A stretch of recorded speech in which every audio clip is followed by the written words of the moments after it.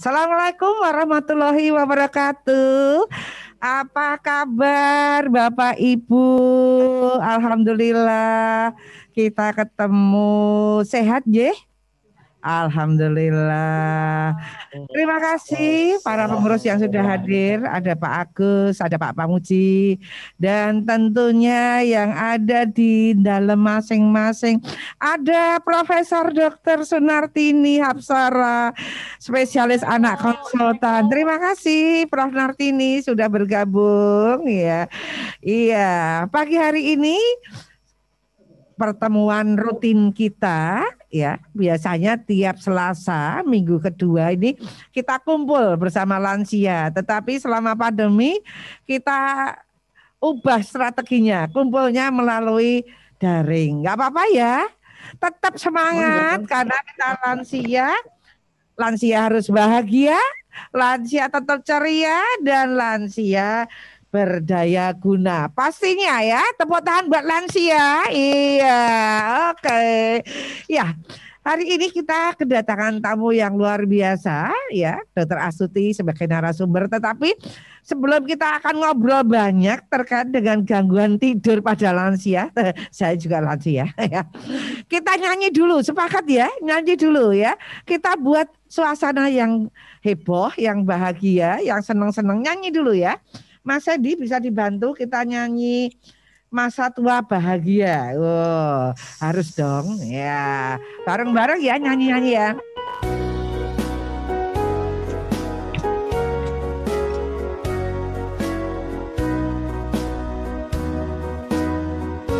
Masa Tua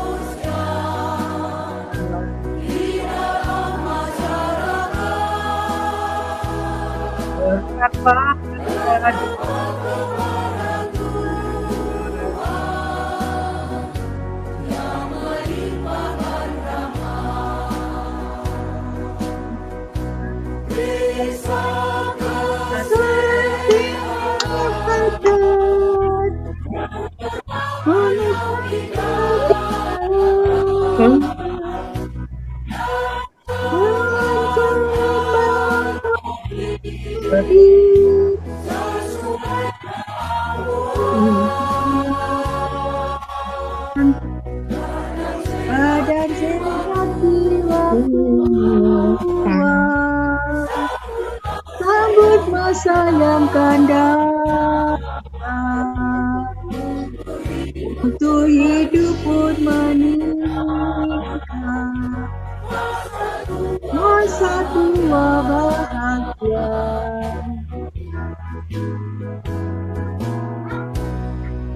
Iya, tepuk tangan sekali lagi ya. Sudah mulai pemanasan, jadi anget ya. Masa tua bahagia, lansia harus tetap bahagia, lansia harus tetap ceria, dan lansia tentunya berdaya guna. Iya, oke, iya. Kali ini saya minta Pak Pamuji selaku Ketua Pangrayu bisa memberikan sambutan sedikit. Ya, silakan Pak Pamuji. Bismillahirrahmanirrahim. Assalamualaikum warahmatullahi wabarakatuh. Waalaikumsalam warahmatullahi wabarakatuh. Selamat pagi, salam sejahtera untuk kita semua. Pertama kali mari kita panjatkan doa, panjatkan puji syukur kehadirat Allah Subhanahu wa Ta'ala yang telah memberikan kenikmatan kepada kita sehingga kita semua dapat berada di sini dalam keadaan sehat walafiat. Amin. Dan saya ucapkan selamat datang kepada yang terhormat Ibu Dr. Astuti SKSS SPSK sebagai narasumber, dan kepada Ibu Sri Rahayu yang terhormat Eskep NS atau yang lebih terkenal dengan Bu Yayu Promkes. Dan kepada rekan saya Bapak Agus yang menemani saya, dan mas-mas dan bapak-bapak ibu dari Promkes yang telah menyelenggarakan pertemuan ini, kami ucapkan terima kasih yang sebesar-besarnya. Dan saya mewakili pengurus dan seluruh anggota Paguyuban Adi Yuswo Ngesti Rahayu atau Pangrayu RSUP Dr. Sarjito mengucapkan terima kasih yang sebesar-besarnya kepada pimpinan Rumah Sakit Umum Pusat Dr. Sarjito dan jajarannya yang selama 24 tahun lebih telah dengan sabarnya, dengan telatennya membimbing, membina, dan mencerahkan kita para anggota Pangrayu. Untuk itu, sekali lagi kami ucapkan terima kasih yang sebesar-besarnya. Juga kepada saudara-saudara yang kakung, yang putri yang mengikuti pertemuan ini dari rumah, kami ucapkan selamat pagi. Semoga pertemuan hari ini dapat kita ambil manfaatnya yang sebesar-besarnya. Amin. Dan sebagai penutup, saya mengucapkan selamat ulang tahun kepada Rumah Sakit Umum Pusat Dr. Sarjito yang ke-39 yang bersemboyan Sarjito Maju di Masa Baru. Saya kira hanya sekian sambutan dari kami. Semoga pertemuan ini bisa berjalan sampai akhir nanti dengan lancar. Amin. Wassalamualaikum warahmatullahi wabarakatuh. Waalaikumsalam warahmatullahi wabarakatuh. Terima kasih Pak Mamuji. Terima kasih semuanya yang sudah hadir. Saya akan menyapa dulu. Selain ada Profesor Dr. Sunartini Hapsara, spesialis anak konsultan PhD, ada mantan Direktur Utama Dr. Safak Hanum. Iya, selamat pagi Dr. Safak. Iya. Oke, kemudian ada dari DWP RSPI Sulianti Saroso. Iya. Terima kasih kehadirannya. Kemudian ada dari Promkes SD KJT dan JKI, sahabat kita dari JKI ya, Yayasan Kanker Indonesia sudah men-share untuk anggotanya juga. Terima kasih. Dan kini tibalah saya harus membacakan narasumber yang cantik. Selamat pagi, Dr. Astuti. Pagi. Waalaikumsalam warahmatullahi wabarakatuh. Ya, baik. Pada pagi hari ini, Dr. Astuti akan menyampaikan materi terkait dengan gangguan tidur pada lansia. Tapi sebelumnya tidak kenal tidak sayang, saya akan membacakan CV beliau. Beliau adalah Dr. Astuti. Ya, tadi sudah dinyanyikan. Ya, Astuti ya. Oh, Astuti Tuti ya. Ya. Oke, kita rolis almarhum ya. Dr. Astuti spesialis saraf konsultan ya. Beliau dokter umum di tahun 96 sampai 87 di UGM. Kemudian setelah dokter umum selesai, beliau bekerja di RSUD Kedung Waringin Bekasi. Kemudian mengikuti PPDS di tahun 95 sampai 99. Setelah lulus menjadi spesialis saraf, beliau bekerja di rumah sakit di Lombok Timur. Kemudian pulang ke Yogyakarta tahun 2004 sampai dengan sekarang, dan alhamdulillah sekarang sudah lulus cum laude. Karena lulus sudah pensiun itu cum laude. Pensiun itu kalau sehat, seger, masih manfaat itu cum laude ya. Jadi sudah lulus cum laude ya. Tapi yang pasti beliau aktif di ID, kemudian aktif di Perdoski dan anggota staf Kolegium Neurologi Indonesia. Iya. Oke. Dalamnya di Jalan Kaliurang ya, Gang Mijil nomor 9 ya. Kalau mau ada konsultasi ya, nomor beliau ada di saya, ya, boleh japri. Ya, ini yang pasti istri dari seorang endokrin yang sangat terkenal ya, Dr. Bowo ya. Jadi kalau kenal Dr. Astuti itu pasangannya Dr. Bowo endokrin. Iya. Demikian CV Dr. Astuti, dan Dr. Astuti silahkan untuk bisa menyampaikan gimana sih gangguan tidur pada lansia. Apakah ini sesuatu yang wajar atau tidak? Ya, ini apakah normal? Ya, monggo silahkan Dr. Astuti, disilahkan. Bismillahirrahmanirrahim. Assalamualaikum warahmatullahi wabarakatuh. Alhamdulillahirabbil alamin. Pada pagi hari ini saya mengucapkan terima kasih diberi kesempatan untuk menyampaikan. Saya kampanye loh sebetulnya mengenai kesehatan tidur ya. Iya. Tak kira kampanye dari partai mana ya, deg-degan saya ya.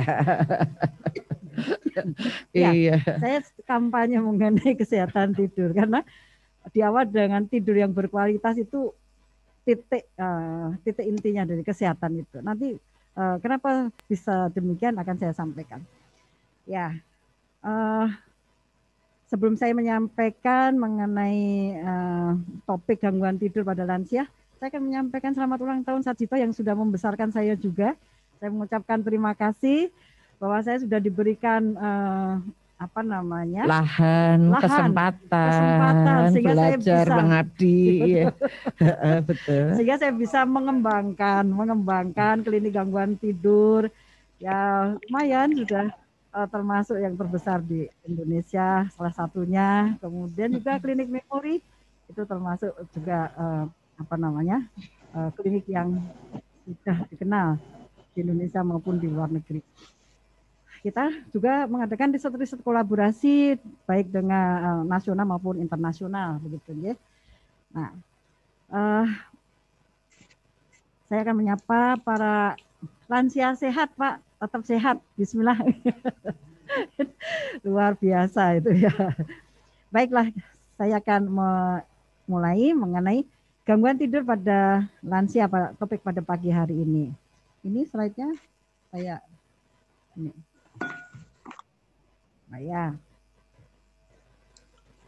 sebelum kita masuk mengenai gangguan tidur pada lansia, jadi seiring dengan bertambahnya umur, bahwa otak itu akan mengalami degenerasi atau kerontokan sel-sel neuron-neuron sel otak yang berjalan secara alamiah, termasuk bagian otak atau sel-sel saraf otak yang mengatur siklus bangun dan tidur. Sehingga seperti apa toh tidur normal pada lansia tersebut dan seperti apa gangguan tidur pada lansia. Ya. Jadi yang dikatakan tidur normal pada lansia ini kita mulai dari kebutuhan tidurnya dulu, ya. Kebutuhan tidur itu seiring dengan bertambahnya usia makin berkurang. Rata-rata tidurnya antara 5 sampai 6 jam. Begitu. Ini kebutuhan tidur yang normal. Kemudian kenapa kita harus tidur begitu? Karena ini untuk kesehatan.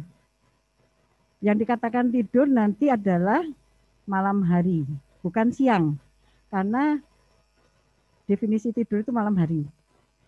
Karena apa? Karena di situ ada proses biologis. Jadi tubuh dan otak kita itu bukan tidur, tetapi bekerja. Bekerja seperti apa? Nah, saya akan sampaikan. Nah, ini kalau bayi ya 20 jam. Kemudian anak-anak semakin berkurang, dewasa 5 sampai 8 jam, lansia rata-rata 5 jam. Begitu. Ini sumber dari Kemenkes, bisa kita lihat di sini bahwa usia 60 tahun ke atas itu ya 5 sampai 6 jam ya. Ini normal, kebutuhan tidur normal. Kenapa kita butuh tidur? Ya. Tidur itu untuk kesehatan. Kenapa? Karena satu, untuk mengembalikan energi dan memori. Jadi untuk konsolidasi energi, konsolidasi memori, reparasi sel rusak yang kita pakai seharian, untuk tumbuh kembang, stabilitas emosi, dan untuk daya tahan tubuh. Nah, kalau kita tidurnya berkurang atau tidak berkualitas, ya, apa yang akan terjadi? Pasti sakit, ya. Sakitnya seperti apa? Nanti akan kita sampaikan berikutnya gangguan tidur yang paling sering dialami para lansia tersebut. Ya. Jadi tidur ini mempunyai tahap-tahap tidur yang disebut sebagai arsitektur tidur. Ya. Ini arsitektur tidur, belum di bahasa Indonesia kan? Ya, baik. Nah, ini arsitektur tidur. Jadi sebetulnya alarm tidur di batang otak itu yang mengatur tidur dan bangun. Nah, begitu alarm tidur itu biasa sekitar antara jam 8 sampai jam 9 malam. Alarmnya yang mulai ngantuk, menguap. Begitu masuk kamar, rebahan, normalnya ya. Normalnya kalau sebelum umur 60 tahun itu butuh waktu 15 menit rata-rata, paling lama 30 menit itu sudah masuk tahap tidur yang pertama. Kalau kita rekam dari gelombang bangun beta menjadi gelombang alfa pendek-pendek ya. Butuh waktu antara 5 sampai 15 menit masuk tidur tahap kedua. Ya. Ini untuk arsitektur tidur sebelum umur 60 ya. Nanti seperti apa kalau pada lansia. Ini gambarannya pada umur sebelum 60 ya.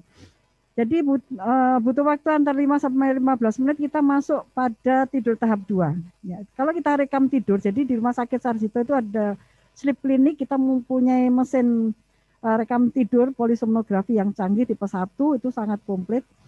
Begitu kita rekam masuk tidur tahap 2 itu gelombang tidurnya sudah mulai muncul, detak jantungnya melambat, gelombang otaknya muncul gelombang tidur, dan sebagainya.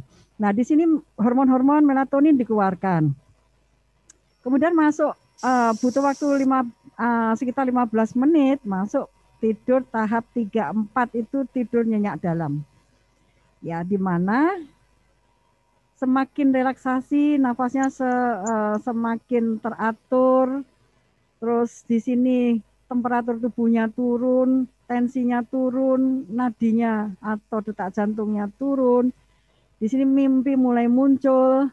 Ya, kalau kita terbangun pada tahap ini, kita hanya mampu mengingat sepotong mimpi. Oh, tadi mau ketemu reunian, terus apa ya? Lupa. Jadi kalau kita terbangun pada tahap yang 3-4 ini, tidur nyenyak dalam. Ya, kemudian masih lungkrah, masih ngantuan, ya, masih tidak puas tidurnya. Nah, di sini hormon-hormon dikeluarkan, hormon tumbuh kembang, ya, growth hormon untuk mereparasi sel rusak yang kita pakai seharian, hormon untuk imunitas dan sebagainya. Kemudian juga hormon kortisol, hormon stres itu akan diproduksi ditekan ya, hanya sedikit seperti itu. Nah, kemudian butuh waktu sekitar beberapa menit kita masuk yang tahap tidur namanya REM. Kembali mata bergerak cepat ke kanan ke kiri, suhu tubuh naik, tensinya naik dan sebagainya. Tetapi di sini gerak ototnya nol kalau kita rekam ya, sama sekali tidak bergerak. Nah, ini biasanya kalau terbangun mendadak pada tahap ini namanya tindian itu. Tindian. Jadi belum siap ototnya karena dia nol. Tidak ada pergerakan sama sekali kalau kita rekam.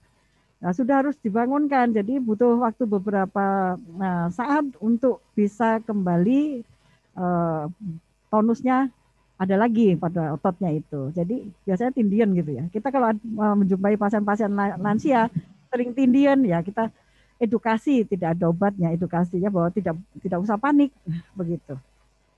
Karena butuh beberapa waktu untuk otot itu kembali bekerja. Nah, satu siklus ini rata-rata 90 menit begitu. Kalau pada usia muda itu kebutuhan tidur 7 jam, artinya 4-5 kali siklus ini bolak-balik. Nah, begitu bangun tidur, kalau tahap-tahap arsitektur tidur ini terpenuhi, bangun tidur itu fresh fit, seger buger bergas waras, sepanjang hari tidak ngantukan, ya, kinerjanya bagus, terus kemudian otaknya celing begitu ya untuk mikir, daya tahan tubuhnya bagus, happy karena hormon kortisol, hormon stresnya itu hanya dikeluarkan sedikit di malam hari. Kalau kurang tidur ya pasti tidak sehat, berbagai macam gejala akan begitu. Ya, kemudian apa yang terjadi pada lansia? Ya, seiring dengan penuaan, bertambahnya umur terjadi penuaan otak juga rontok ya. Secara alamiah itu sel neuron juga rontok. Kalau di Sarjito sudah bisa loh MRI, saya minta ke ke konsultan radiologinya, whole brain volume, volume otak itu sudah bisa ngukur ini di MRI kita di radiologi. Nah, biasanya saya dengan permintaan khusus ya. Berapa sih volume otak? Nah, pada lansia itu memang alamiahnya menurun ya, kurang. Mengecil ya dok ya? Mengecil, tapi mengecil dalam arti masih dalam range normal. Okay. Kalau pada demensia, sudah demensia itu ada sudah tidak normal, jadi mengecilnya lebih besar dibandingkan seusianya, begitu ya. Nah, apa yang terjadi? Pasti dengan adanya penuaan itu, ini arsitektur tidur juga berubah. Ya, siklusnya bisa menjadi semakin pendek, kadang-kadang loncat-loncat, tidak penuh. Pada lansia itu di tahap 1, kadang-kadang tahap 2 langsung masuk REM, kemudian terbangun seperti itu. Ya, ini kadang-kadang iramanya itu tidak berlangsung seperti pada umur-umur muda. Nah, demikian. Kemudian kita lanjut Apa yang terjadi di sini? Seperti apa yang terbanyak dengan adanya penuaan ya terkait dengan umur tadi, pada lansia yang sehat ya, dengan adanya gangguan atau perubahan dari arsitektur tidur dan irama sirkadian itu sendiri akan mempunyai ciri-ciri seperti ini. Jadi lebih banyak kalau begitu malam itu membutuhkan waktu yang enggak lama untuk bisa jatuh tertidur. Bisa, atau malah sering bisa tidur lebih cepat tetapi frekuensi terbangunnya menjadi lebih sering. Bisa karena buang air kecil lebih sering ya. Waktunya masih banyak. Oh ya, begitu. Ya, jadi gangguannya secara alamiah ya pada lansia yang sehat karena perubahan dari pola tidur istilahnya atau arsitektur tidur itu gampangnya awamnya pola tidur. Yaitu kemudian waktu bangun di malam harinya lebih panjang seperti itu. Kemudian kesempatan untuk kembali tertidur juga memanjang begitu ya, butuh waktu ya. Nah, kita sekarang masuk pada gangguan tidur pada lansia yang paling sering ya, tidurnya menjadi kurang efisien ya. Contohnya menjadi lebih banyak berada di tempat tidur ya, apa itu istilahnya Klisa-klisi ya. Klisa-klisi ya. Jadi tidak bisa tidur ya. Ya, jadi sebetulnya sudah tidak bisa tidur, tapi sudah nggak ngantuk lagi. Jadi, tapi mau turun dari tempat tidur itu sudah agak males-malesan. Jadi lebih banyak menghabiskan waktunya di tempat tidur ya, begitu pada lansia. Itu kalau semangkok gelundang-gelundung. Ya, gelundang-gelundung. Kemudian frekuensi tidur siangnya meningkat, ngantuan. Biasanya lansia udah jam 7 habis sarapan pagi sudah ngantuk. Nanti jam 10 ngantuk. Habis sarapan siang ngantuk. Habis makan siang ngantuk. Nanti sore juga ngantuk. Nah, itu frekuensinya ngantuk itu lebih sering. Dan ciri-ciri lansia itu. Iya. Ini tapi itu udah yang masuk gangguan ya. Terus kemudian waktu tertidurnya lebih untuk bisa jatuh tertidur gitu ya, sudah mapan sehari tempat tidur untuk bisa tertidur itu kebanyakan butuh waktu lama ya gitu, ketap-ketip kalau istilahnya begitu ya. Terus tidur nyenyaknya berkurang karena gangguan yang tersering bahwa ini tadi tahap tidurnya baru tahap tidur ayam atau baru mau pulas, ada yang suara kotak atau apa terbangun, jadi gampang terbangun. Nah, kemudian kalau sudah terbangun, kadang-kadang juga sulit tidur lagi. Kalau dihitung jumlah tidurnya sepanjang malam itu juga berkurang ya. Kalau normal itu 5-6 jam, ini 3. Bisa 3 jam, bisa hanya 4 jam dan kadang-kadang cuma 1 jam ya begitu. Macam-macam gangguannya. Ini ada insomnia, hipersomni, fragmentasi tidur, sering terbangun, terus ngorok, sindroma kaki gelisah, mudah terbangun malam hari. Kemudian ada gangguan pola tidur ya, arsitektur tidur tadi. Jadi akan saya jelaskan. Apa yang disebut dengan insomnia? Insomnia itu enggak bisa tidur disebut insomnia. Kebanyakan tidur disebut hipersomni. Yaitu ngantuan itu hipersomni. Nggak bisa tidur insomnia. Nggak bisa tidur insomnia yang masuk kategori insomnia itu definisinya begini. Kesulitan memulai tidur. Sudah rebahan tapi nggak tidur-tidur. Perlu waktu 1-2 jam baru bisa tidur. Itu masuk insomnia. Udah gangguan ini ya. Kita masuk pada gangguan tidur pada lansia. Ada juga yang bisa tidur gampang. Tetapi setelah tertidur sering terbangun. Atau gampang tidur, bisa mempertahankan tidur, tapi bangunnya terlalu dini dan tidak bisa tidur lagi. Atau polanya begini, gampang tidur, kemudian bisa tertidur, tapi kualitas tidurnya tidak bagus. Jadi tidurnya tidur dangkal. Sehingga pagi hari dampaknya jadi tidak puas tidurnya. Jadi tidurnya masih lungkrah, tidak fit, tidak fresh. Kalau normal mendapatkan tidur yang nyenyak dalam, berkualitas itu, begitu bangun tidur kan fresh fit, begitu. Langsung bangkit dari tempat tidur, begitu. Tidak bermalas-malasan dulu, ya di tempat tidur, berlama-lama di tempat tidur, itu tidak. Ya, itu ciri-ciri kalau mendapatkan tidur yang berkualitas, tidur yang cukup, durasinya, lamanya, kemudian juga berkualitas. Itu cirinya begitu bangun tidur, badannya langsung fresh fit sepanjang hari, ya, aktivitas pekerjaannya sangat bagus. Kemudian daya pikirnya, memorinya, atensinya, fokus konsentrasinya bagus.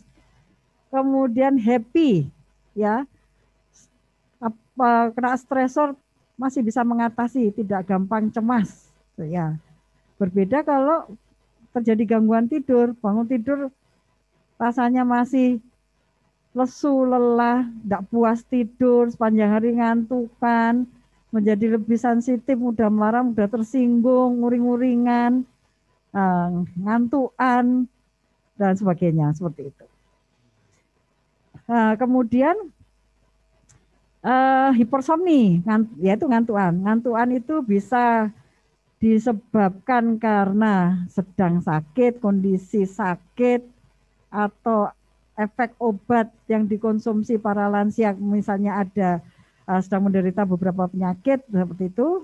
Ya, contohnya pada diabetes, kalau gulanya tinggi ya ngantuan sepanjang hari. Ya, obatnya atau insulinnya itu belum bisa mengatasi, ya. Jadi belum terkontrol istilahnya gula darahnya, itu dampaknya yang ngantuan itu.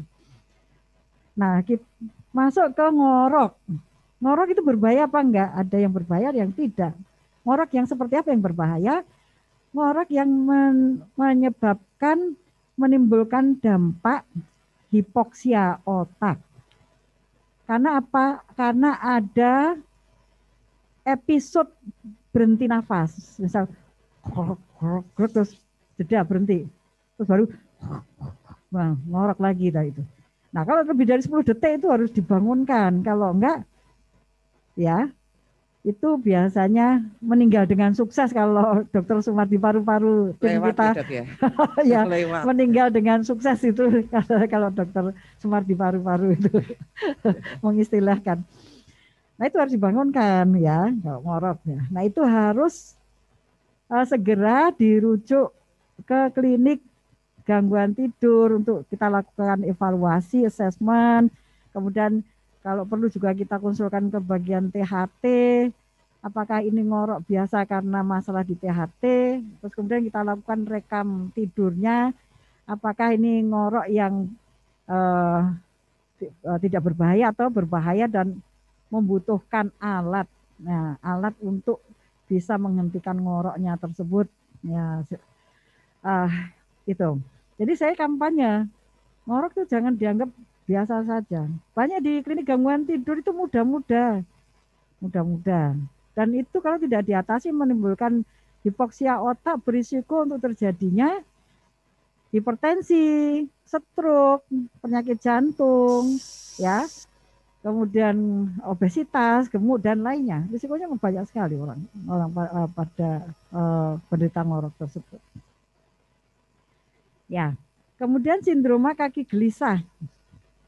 Kalau anak kecil itu biasanya kok tidur kok gedabigan, muter-muter lah, itu banyak sekali sebetulnya loh anak-anak itu. Tetapi jarang yang merujuk ke klinik gangguan tidur. Itu yang kalau kedokterannya istilahnya bisa restless syndrome atau periodic limb movement, ya itu. Jadi kita untuk membedakannya kita bisa lakukan assessment, kita lakukan rekam tidur dan sebagainya. Dan itu harus diatasi karena menyebabkan tidurnya tidak berkualitas. Ya, contohnya saya pernah dapat pasien dari Bali, ya. Dia sudah 2 tahun shopping dokter, ya, dokter saraf, dokter penyakit dalam, dokter jiwa dan sebagainya. Segala macam obat diberikan, diagnosisnya adalah insomnia. Begitu dia searching, ya, menjumpai ada klinik gangguan tidur di Jogja, kemudian bikin appointment dengan kami, datang ke Jogja, kita lakukan rekam tidur semalam suntuk. Kita biasa melakukan rekam tidur dari jam 8 malam sampai jam 4 atau 5 pagi. Ternyata apa? Di situ munculnya insomnianya, gangguan tidurnya itu disebabkan karena kakinya gerak-gerak atau restless syndrome, ya. Lah obatnya kan ya beda dengan obat insomnia yang lain, begitu. Nah itu kan kasihan, udah 2 tahun dan itu banyak kasusnya, ya.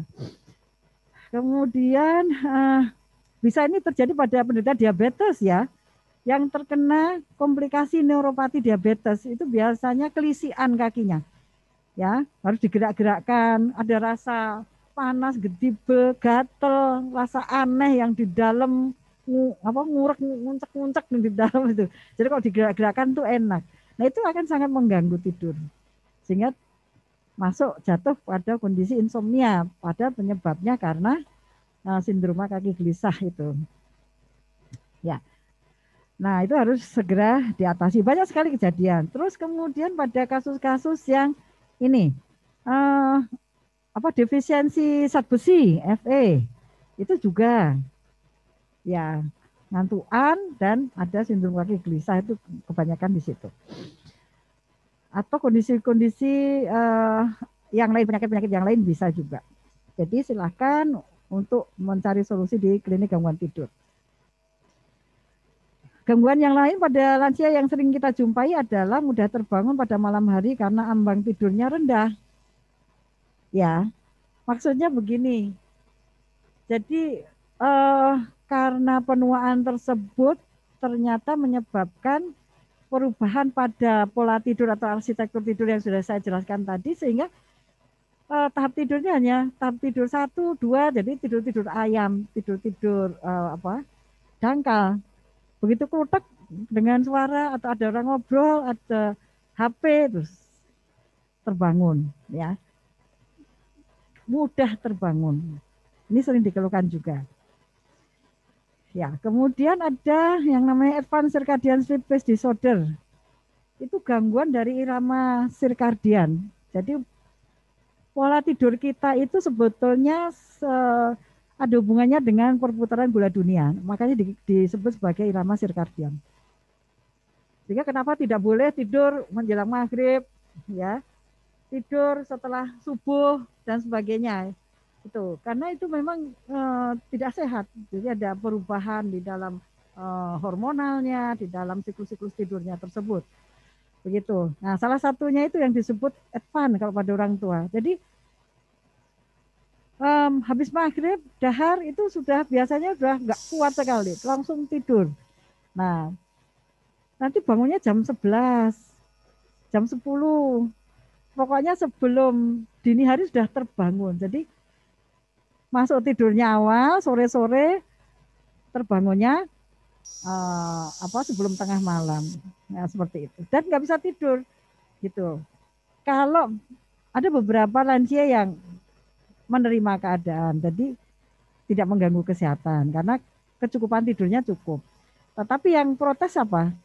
Putra-putrinya, anak-anaknya, ibu ada gangguan. Pernah kita dapat pasien membawa orang tuanya, dok, ibu ini tidurnya sore-sore, kalau malam bangun, begitu. Jadi nggak enak putra-putranya, mengganggu tidur yang orang lain, tidur putra-putranya, karena bangun sampai siang hari dan tidak menimbulkan gangguan. Nah, itu masuk di dalam yang istilahnya advanced circadian sleep phase disorder, itu gangguan pada irama sirkadiannya. Ya, ini beberapa faktor penyebab gangguan tidur, ya.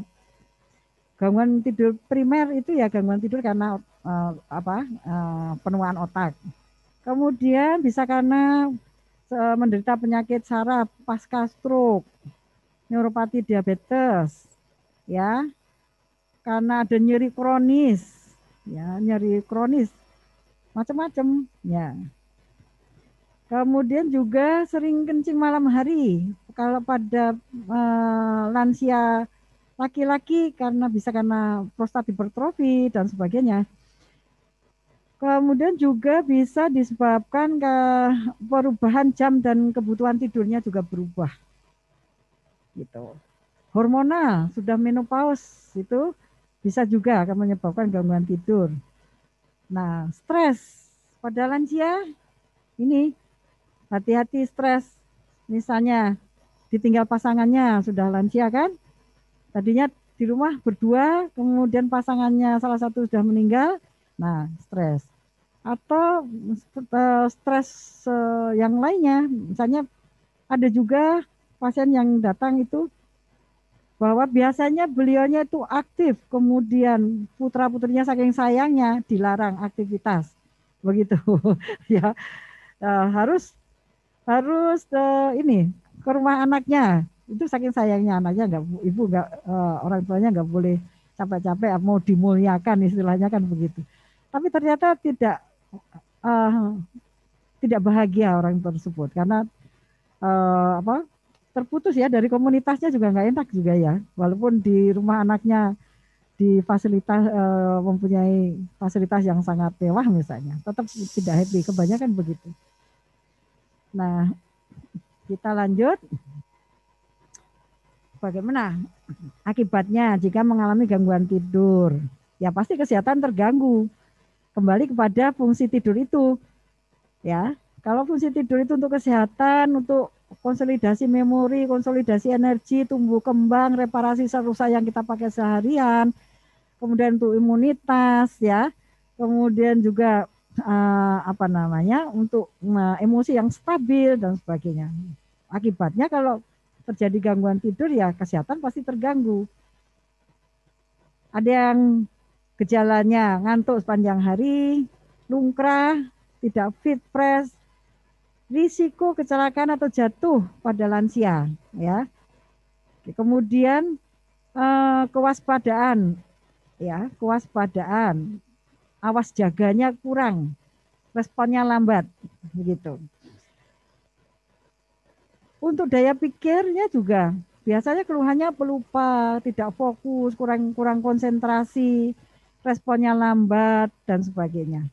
Pelupa. Nah, untuk emosinya sepanjang hari menjadi lebih sensitif, mudah marah, mudah tersinggung, nguring-nguringan, ya, gangguan mood, ya, seperti itu. Akibatnya kualitas hidupnya pasti menurun, ya, tidak berkualitas. Ya. Nah, ini kita lihat dampak yang negatif pada kurang tidur, ya. Selain ini ada mudah tersinggung, gangguan pola pikir, pelupa, gangguan penilaian moral, kreativitasnya menurun, mudah stres, bisa juga atensinya kurang, kemudian juga bingung ya, bolak-balik, malah periksa ini pintu kamar tamu udah dikunci belum ya, nah, nanti balik lagi dan melakukan pekerjaan yang sama berulang-ulang, ya, seperti itu. Kemudian daya tahan tubuhnya turun, gergesi lah dan sebagainya, rasanya kayak mau flu, kayak mau apa enggak, ya, tidak fit lah. Risiko diabetesnya juga meningkat. Terus kemudian pengaruh lain pada laki-laki, berkurangnya hormon testosteron. Detak jantungnya meningkat, risiko terkena penyakit jantung, stroke, dan sebagainya adalah tinggi. Ya, respon terhadap stimulus lamban, akurasinya menurun, gemetaran, tremor, rasanya pegel-pegel, sebadan, ya, gemuk, biasanya merasa kok saya gampang merasa kademen ya, dingin dan sebagainya. Nah, itu yang kebanyakan pada dampak dari kurang tidur pada lansia. Kenapa bisa demikian? Seiring ya tadi sudah saya sampaikan di awal, ya, seiring dengan bertambahnya usia itu sel-sel otak itu rontok secara alamiah dan dipercepat oleh penyakit-penyakit lain yang diderita seperti diabetes, hipertensi, penyakit ginjal, penyakit jantung, ada kolesterol tinggi dan sebagainya, itu akan mempercepat sel otaknya rontoknya lebih cepat ya. Kemudian juga akan menyebabkan sel penghasil hormon tidur melatoninnya berkurang. Ya, kadar melatonin berkurang. Sehingga terutama nanti dampaknya untuk gangguan pada pola tidur atau irama sirkadiannya. Ini tadi sudah saya sampaikan mengenai apa itu insomnia, sudah ya. Kita lewati saja. Nah, insomnia itu menjadi paling sering ya. Gak bisa tidur dok, sulit tidur biasanya begitu. Ini menjadi masalah kesehatan utama. Lebih dari 50%, hampir semua orang pernah mengalami insomnia. Pernah ya? Kalau belum pernah malah aneh ya. Sama dengan sering ya dok ya. Sama dengan kalau orang ditanya apakah belum pernah lupa, malah aneh ya. Iya. Nah itu. Ini sama. Ya, pasti semua orang pernah mengalami gangguan tidur, insomnia, nggak bisa tidur. Hanya nanti derajatnya, kemudian bisa teratasi dengan baik, hanya sementara gangguan tidurnya seperti itu. Ya, kita lihat di sini bahwa kejadiannya meningkat seiring dengan pertambahan usia tadi, menyebabkan berbagai macam penyakit, ya, atau juga insomnia bisa sebagai komplikasi dari penyakit-penyakit. Ya, nah ini dari kita kelompok studi ya, kelompok studi gangguan tidur dari Perhimpunan Neurologi Indonesia ini sedang ada penelitian kesimpulan begitu. Paham. Dampak dari vaksinasi kebanyakan mengeluhnya ngantuan, ya. Yang kena COVID kebanyakan insomnia, nggak bisa tidur. Nah seperti itu. Jadi bisa akibat dari berbagai penyakit. Pasca stroke bisa ngantuan. Ini tidur terus dok sepanjang hari. Untuk latihan stimulasi otak nggak mau tidur, ya, atau malah gelisah, nggak bisa tidur, ya, seperti itu. Jadi macam-macam bentuknya. Untuk insomnia ini ternyata penderitanya wanita lebih banyak daripada laki-laki ya, dan akan menyebabkan kualitas hidupnya turun. Ya. Kalau kita lihat tadi kejadian sulit tidur, ini mestinya saya sampaikan di awal ya. Ini saat ini 10% akan masuk ya menjadi atau berlanjut ya menjadi insomnia kronis. Kalau udah jadi insomnia kronis itu susah ngobatinya.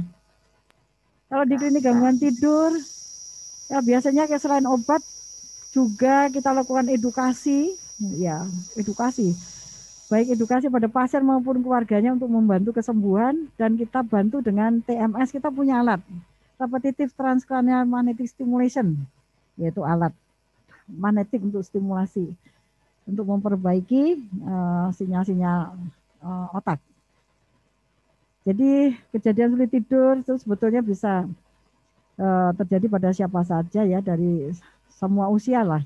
Kemudian wanita lansia itu lebih banyak daripada laki-laki lansia.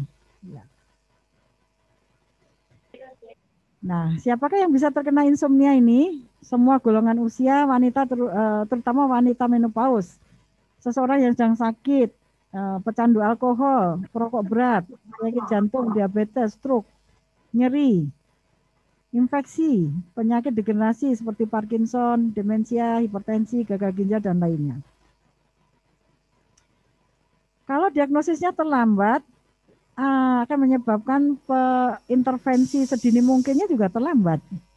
Nah, ini bahayanya nanti kalau penanganannya juga terlambat, masuk dalam kondisi kronis, ini akan susah, berbiaya mahal, ya, lama, dan susah juga untuk terapinya, butuh waktu dan ya segala tenaga usaha ya.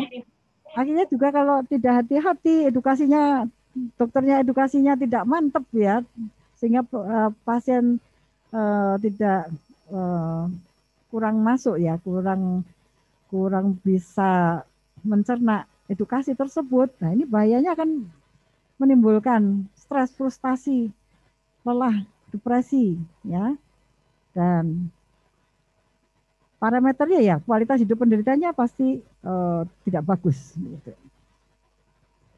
Siapa yang pernah ngimpi ketiban gajah?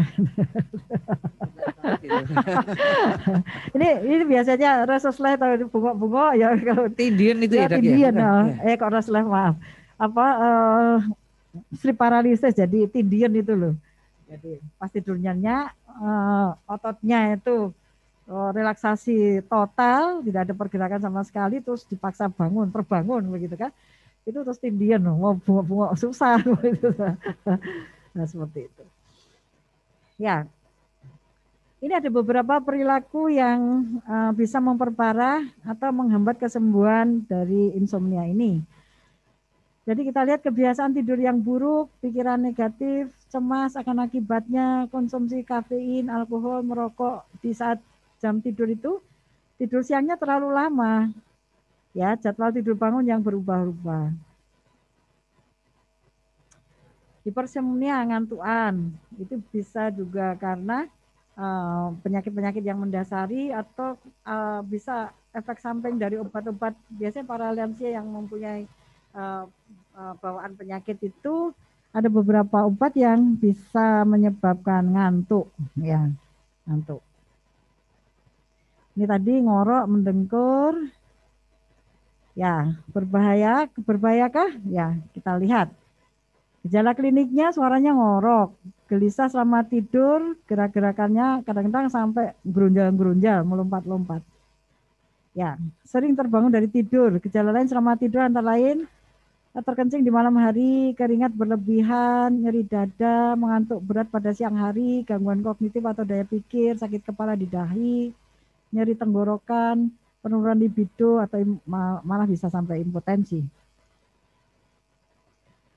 Nah, biasanya yang protes siapa? Pasangannya. Suaranya gaduh riuh, timbul waktu tidur ya. Sehingga ada yang pasangannya itu tidurnya terpisah atau milih yang di bawah ya, di lantai gitu, gelar kasur di bawah. Nafasnya reguler, jika terputus-putus kemungkinan itu tadi ngorok ya. Dan dampaknya akan ngantuk sepanjang hari.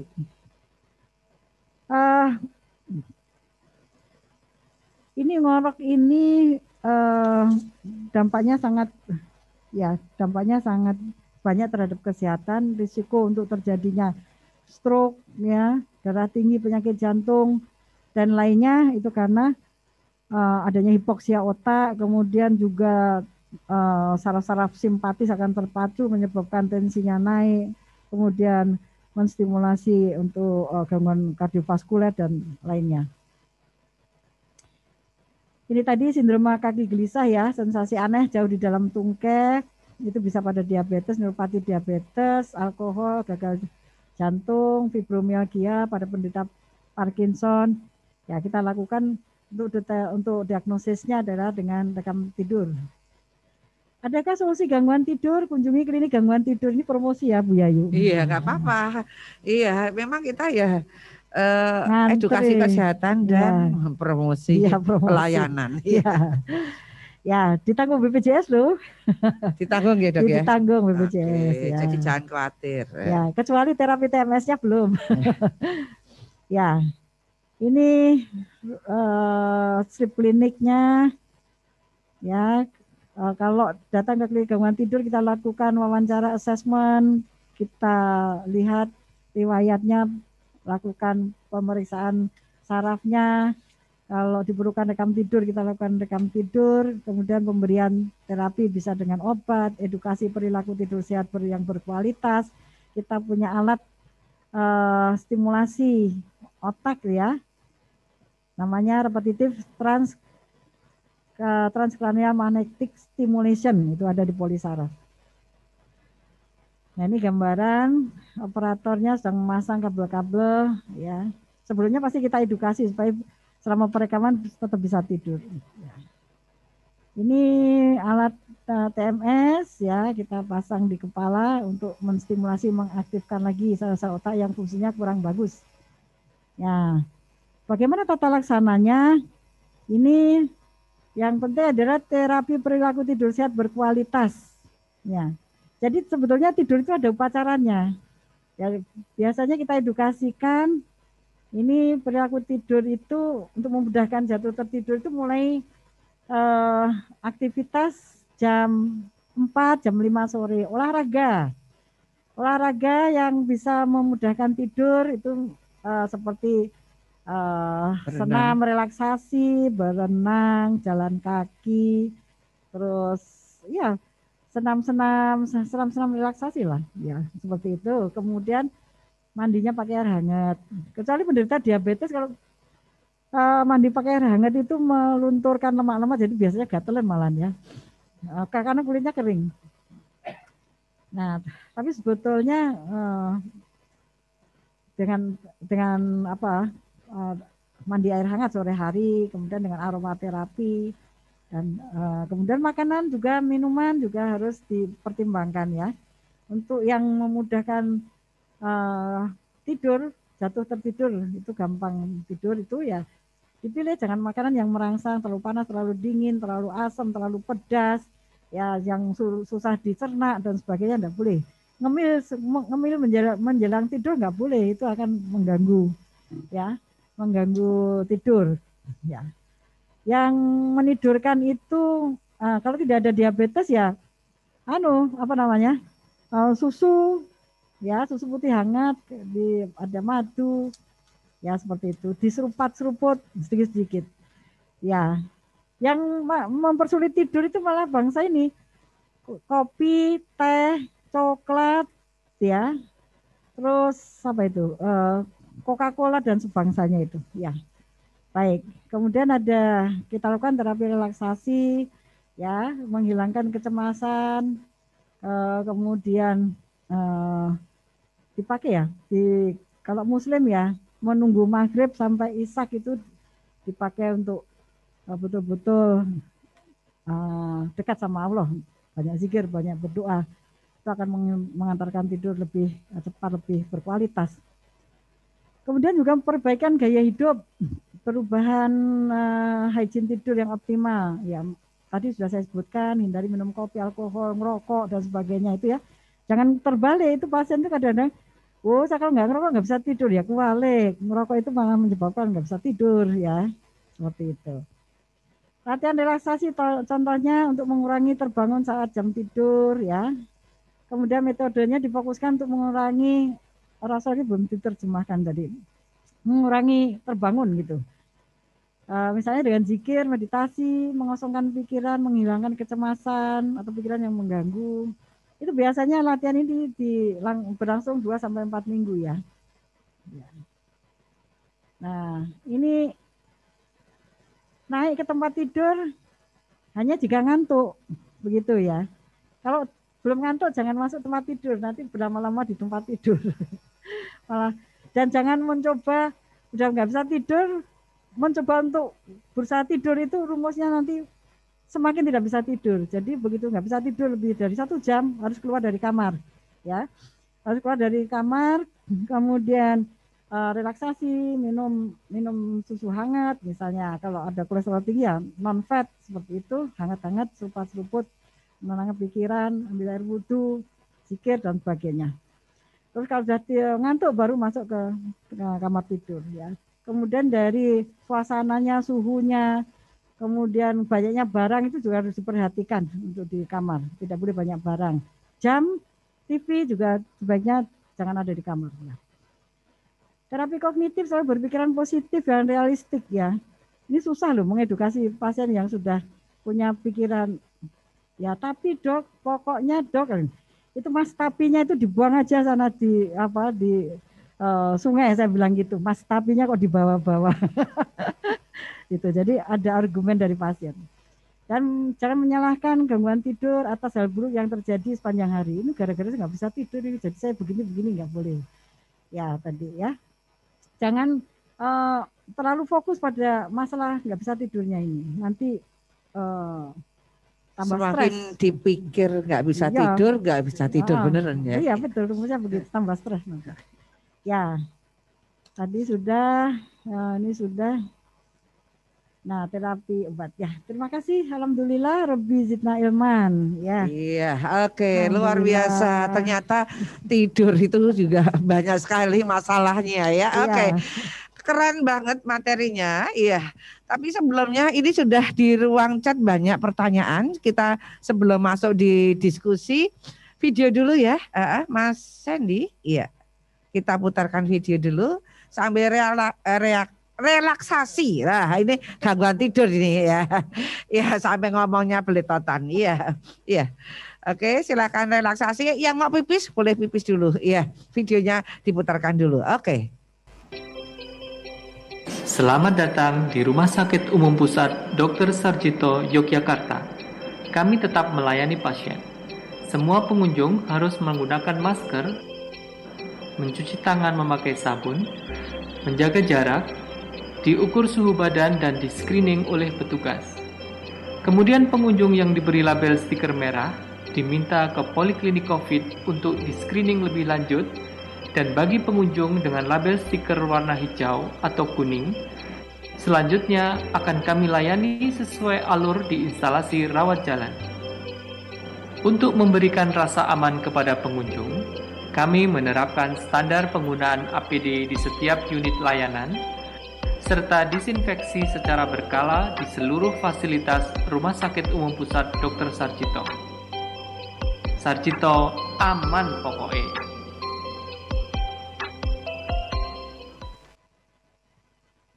Sarjito aman pokoknya. Iya, itu janji kami. Ya, insya Allah ya.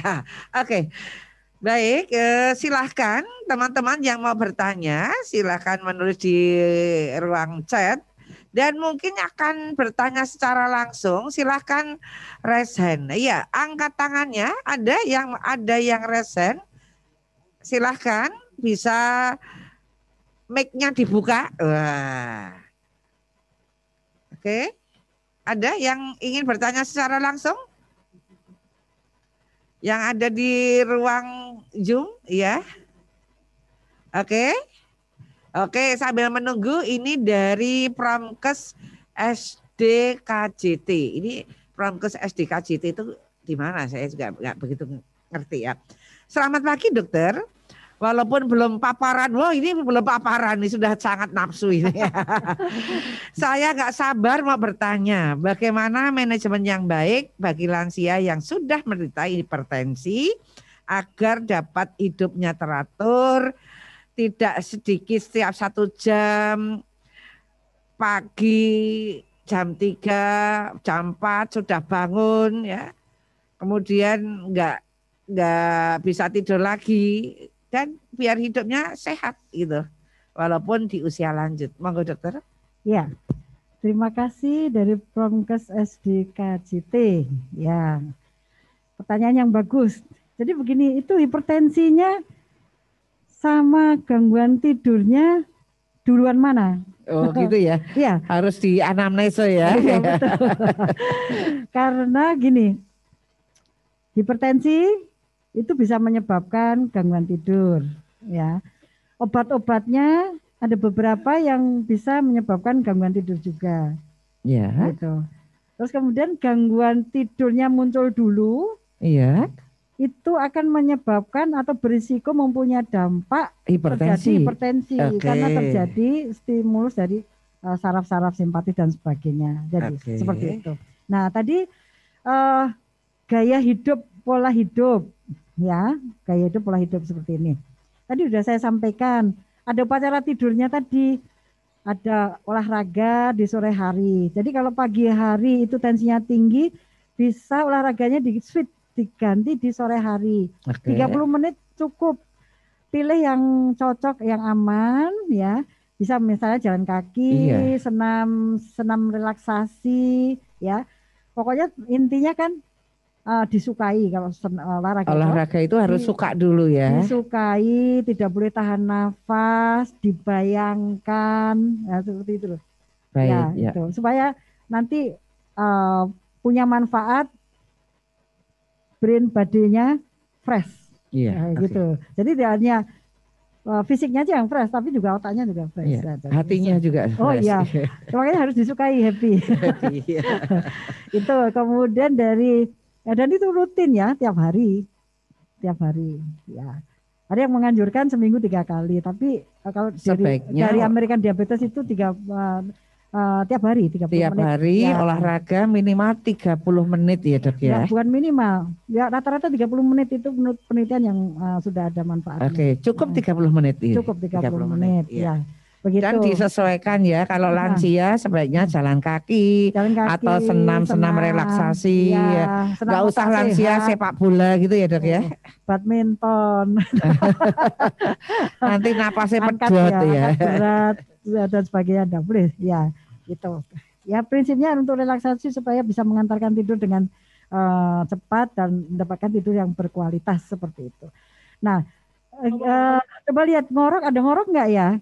Soalnya hipertensi itu juga bisa akibat dari ngorok, begitu. Jadi kalau dilihat ya, waktu saya pernah bicara di Rumah Sakit Persahabatan dulu, ada teman sejawat dokter jantung dari Harapan Kita itu mengatakan bahwa kalau pemberian obat antihipertensi sampai 3 macam obat, tensinya masih tinggi, tolong dievaluasi apakah ada ngorok apa tidak. Nah begitu.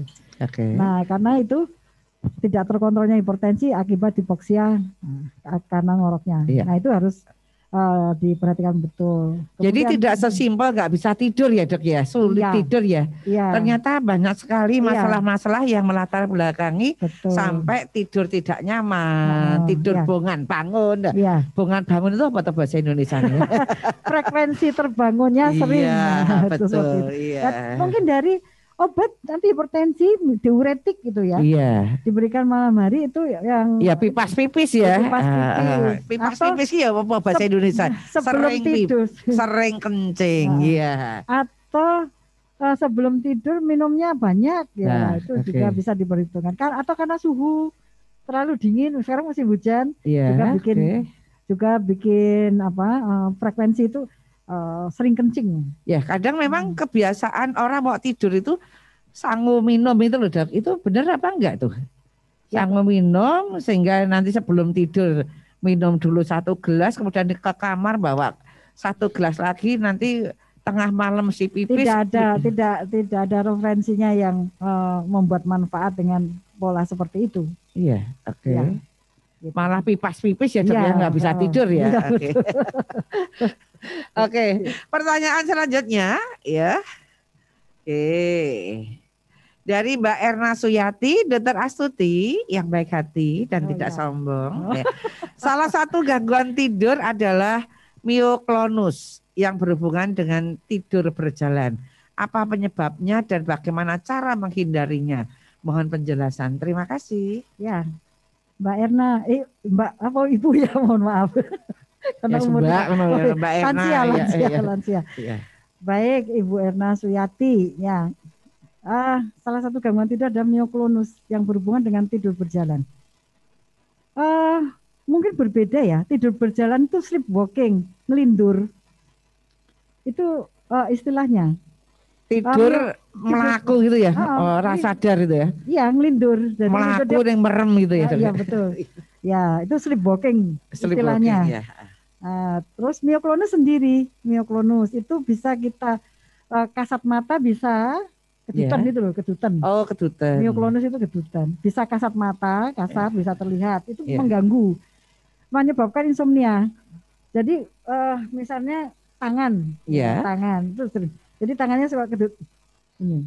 Nah ini kan menyebabkan kalau kita rekam ada gelombang bangunnya di otak. Oh, gitu namanya. ya. Nah itu pagi hari biasanya pasiennya merasa tidak puas tidur, ya. Oke, karena mioklonus itu ya. Iya. Kedutan ya dok ya. Kedutan ini caranya mau dapat duit dok. Kedutan itu bisa kasat mata, bisa dilihat. Tapi ada juga yang terdeteksi dengan rekam tidur. Oke. Ya, karena sangat lembutnya baru bisa terrekod. Itu biasanya kenapa dok? Orang kedutan itu ya, sering banget ini. Ya, macam-macam kondisi, mungkin ada gangguan atau penyakit neurologis juga bisa. Ya, oke. Begitu, atau penyakit metabolik yang lain juga bisa. Oke, apalagi keduten di mata ya, tidur merem ya keduten dudut ya. Katanya kalau lihat uang itu ya. Oke, begitu ya Mbak Erna Suyati, perlu sesuatu yang berbeda. Bagaimana cara menghindarinya? Coba ke itu dulu, ke klinik gangguan tidur. Iya, silakan datang ke klinik gangguan tidur, nanti ketemu dokter. Kan bisa juga kalau jauh, tidak di Jogja kan bisa telemedicine itu. Oke. Sarjito kan buka juga kan? Iya, Sarjito juga bisa telemedicine, bisa wawancara dengan dokter Astuti. Iya. Oke. Tidur berjalan itu sendiri ya? Ya, sesuatu yang berbeda ya. Sleeping walking tadi. Sleepwalking. Ya, oke. Iya. Oke. Ada pertanyaan lagi? Iya, Mas. Iya. Wow, dari Pak Sarjito. Iya.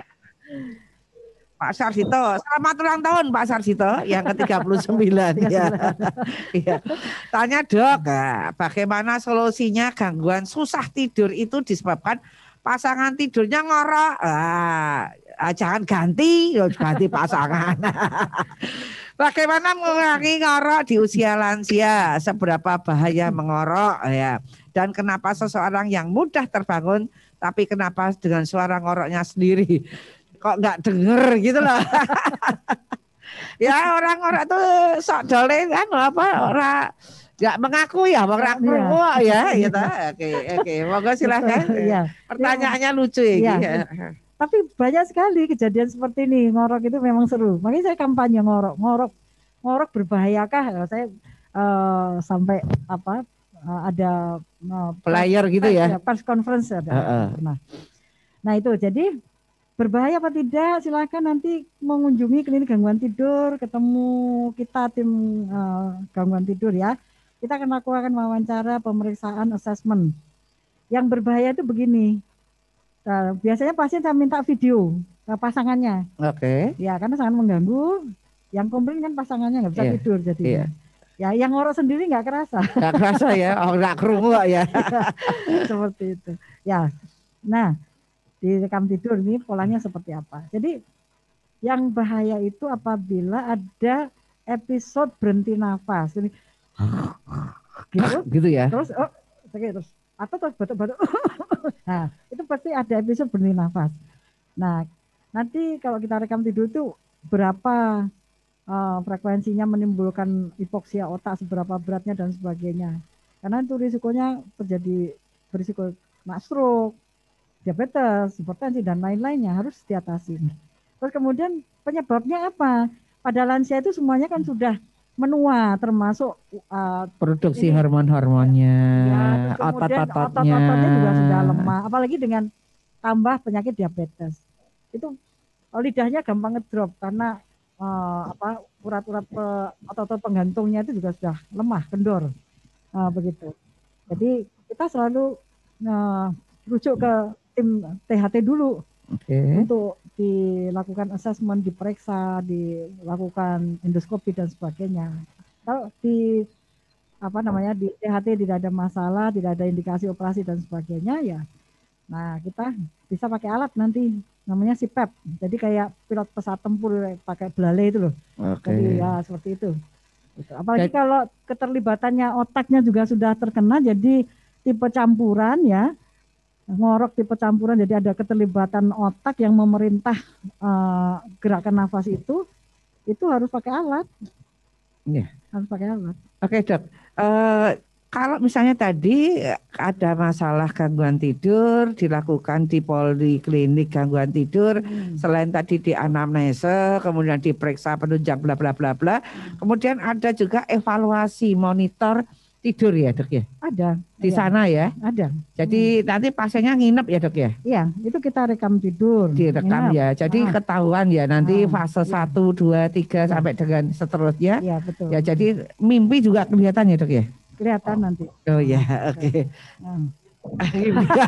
Itu sesuatu yang beda itu.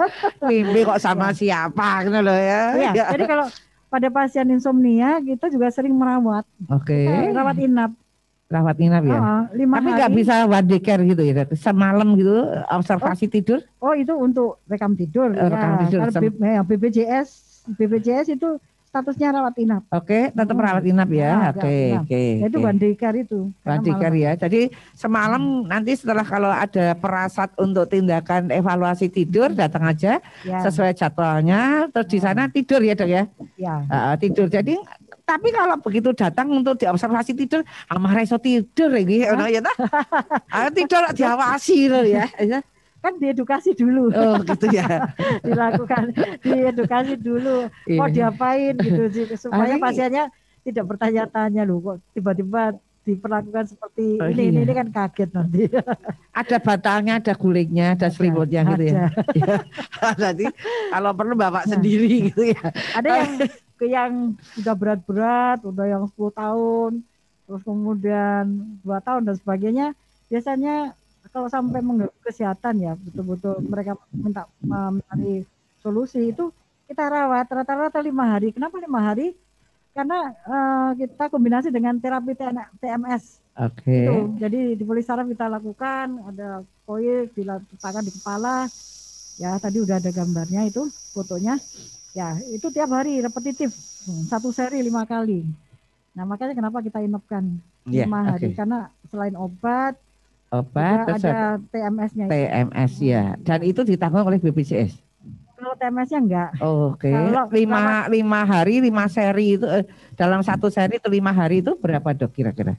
Kan 400.000 sekali terapi. Jadi Berarti kalau 2 5 hari juta. 2 juta. Murah Oke. lah. Iya murah ya. Ya, kalau di Jakarta kan 1 jutaan. Oke, tetap murah di Sarjito ya Oh, daripada murah. Jakarta. Iya, Iya. betul. Oke.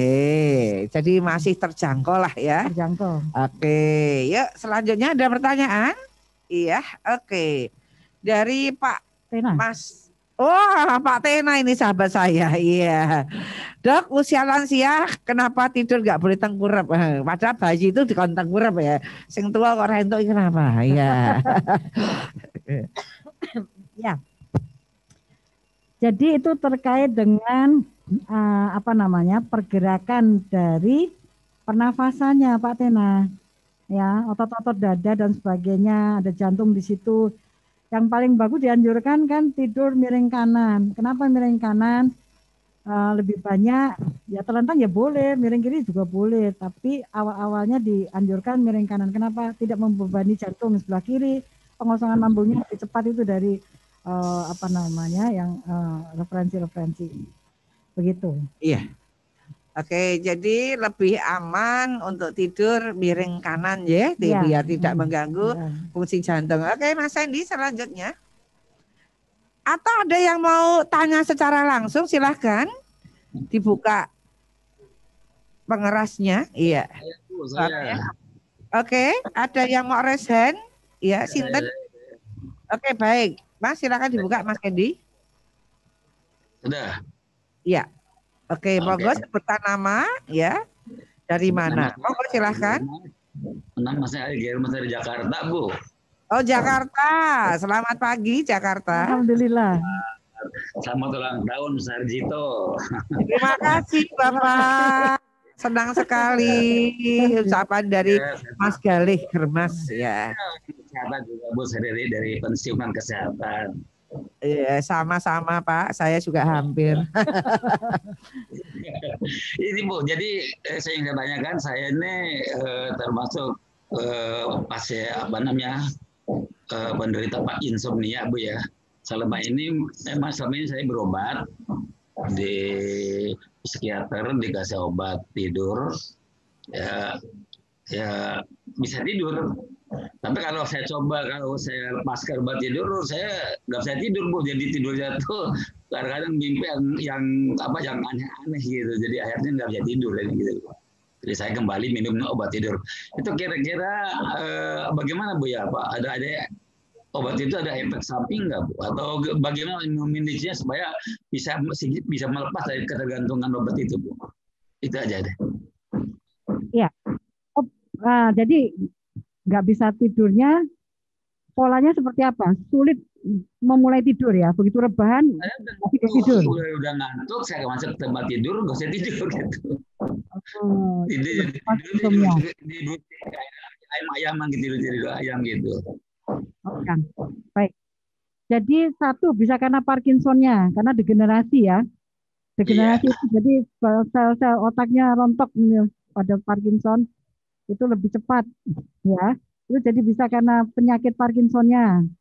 Terus kemudian ada rasa cemas apa enggak? Terus gaya Tadinya gaya ada, hidupnya, gaya tadinya hidupnya ada. ya. Ada upacara tidur, sleep hygiene. Ya, perilaku tidur sebelum tidur mulai jam 4 sore itu dilakukan olahraga, bisa duduk kalau pada Parkinson untuk menghindari Oh, jatuh ya. iya, Itu iya. sambil ringan sambil duduk. Kemudian juga dari makanannya, Pak. Terus ada Makanan. beberapa obat Parkinson malah menyebabkan ngantuk sebetulnya. Hmm, Begitu. Terus kemudian ya dievaluasi, Pak. Ini status mentalnya begitu. Terus obat tidurnya apa, Pak? obat Untuk tidurnya dikasih apa ya? eh, Clobazam dengan pokoknya racikan itu, Bu. Dikasih racikan 2 ditambah dengan satu lagi obat yang apa sih namanya itu? Lupa saya obatnya, ininya blisternya kuning mengkilap. oh ya nggak apa kuning mengkilat. Mas Baik. Apa sih Jadi nanti namanya tuh? Bapak diskusi lagi ke dokter jiwanya. Jadi lihat ke pola tidurnya seperti apa, gangguannya di mana, sehingga bisa diberikan obat yang cocok. Untuk golongan Iya, iya. yang benzodiazepin itu golongan diazepam, clobazam itu ya. Sebangsanya Iya. memang tidak boleh diberikan jangka lama karena lama-lama bisa merusak arsitektur tidur, makin nggak bisa tidur. Terus kemudian risiko jatuh itu tinggi untuk pemakaian diazepam pada lansia. Jadi Oh, memang iya. dokter harus memberikan hati-hati. Jadi Bapak konsultasi lagi ke dokter jiwanya. Iya, Begitu. iya. Untuk Baik. dievaluasi. Kalau Bapak tinggal di Jakarta itu ada di Medistra itu Ketua Kelompok Studi Gangguan Tidur. Dokter Rimawati ada di Rumah Sakit Medistra, Bapak bisa konsultasi ke sana. Iya. Lakukan rekam tidur juga begitu. Ya, dievaluasi tentang apa namanya? Penyebab gangguan tidurnya. Jadi bisa karena penyakitnya, kemudian bisa karena efek samping dari obatnya, begitu. Tapi ada beberapa obat Parkinson yang malah bikin ngantuk, begitu. Iya, Ya. iya. Iya, Bu. Kemudian Bapak mesti perilaku hidup sehat itu, Pak. Jangan lupa olahraganya, gitu ya, sambil duduk Bapak bisa meluruskan kaki, stretching, peregangan, ya, terapi senam relaksasi dan sebagainya. Itu disukai, tidak boleh tahan nafas, dibayangkan. Begitu. Terus dari pola makannya juga yang apa namanya? Yang bisa mempercepat tidur. Kalau Bapak tidak ada diabetes, tidak ada kolesterolnya itu juga dalam kondisi normal, bisa minum susu hangat, tambah apa itu madu. Aduh ya, enggak apa-apa ya. Rumput itu kalau tidak ada diabetesnya ya. Oke, semakin menarik ya. Terima kasih ya. Pak Kalih Termas. Iya, oke. Atau TMS, Pak, TMS. Di Pensiunan Bu, udah pensiun, udah 60. Oke, ya, nggak apa-apa ya. Silakan di mana, Dok?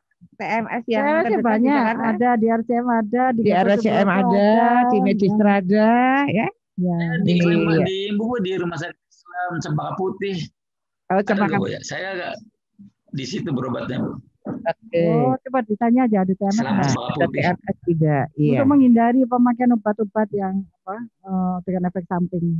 Gitu. Iya, iya. Oke, baik. Terima kasih.